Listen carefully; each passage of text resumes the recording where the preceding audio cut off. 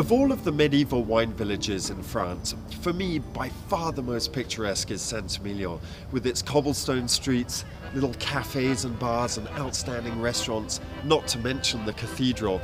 Well, this really is the hub of winemaking on the right bank.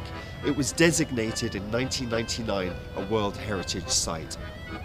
Vineyards were cultivated here long before the Medoc was even planted, and here on the outskirts of the village you find some of the most famous names in wine, like Ozone, Angelus and Pavie.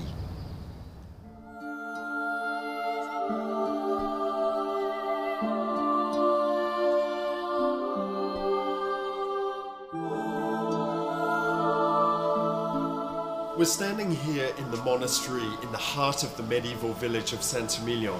This was founded in the 8th century, which gives you an idea of just how long the history of this winemaking region dates back. It's called the right bank because it lies just on the right-hand side of the river Dordogne.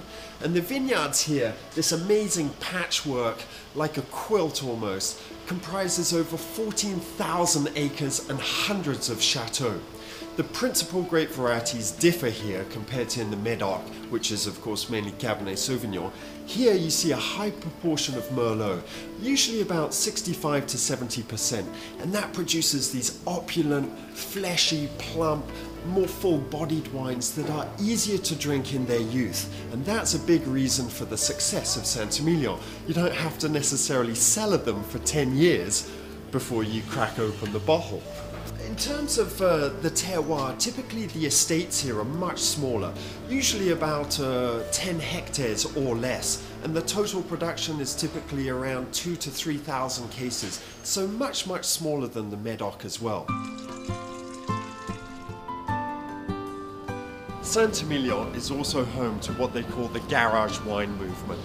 What are these? Well, they're wines made in absolutely microscopic quantities, typically less than 500 cases. Heavily Merlot based, lavishly oaked, from minuscule yields.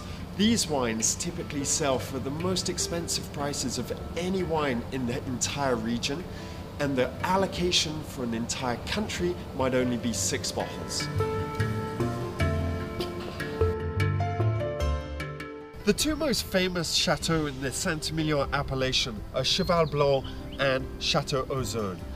Ozone is located just on the outskirts of the medieval town of Saint-Emilion itself, down a back road, very hard to find. And you see here these beautiful limestone soils which add a certain complexity and finesse to these great wines. No great wine region is complete without some first-class restaurants, and here behind me you have one of the finest in all of France called Hostellerie de Plaisance. It's a 2-star Michelin, and Philippe Echebest, one of the top chefs in France, creates works of art on the plate, particularly during his 9-course tasting menu. So if you want an experience you'll never forget, then you have to visit the medieval village of Saint-Emilion. You can spend the day wandering through the cobblestone streets, stocking up on your favorite labels at one of the many wine boutiques, and then enjoying a relaxing, wine-soaked lunch at one of the family-owned restaurants. Coming here is like traveling back in time, except now you're surrounded by the best food and wine in the world.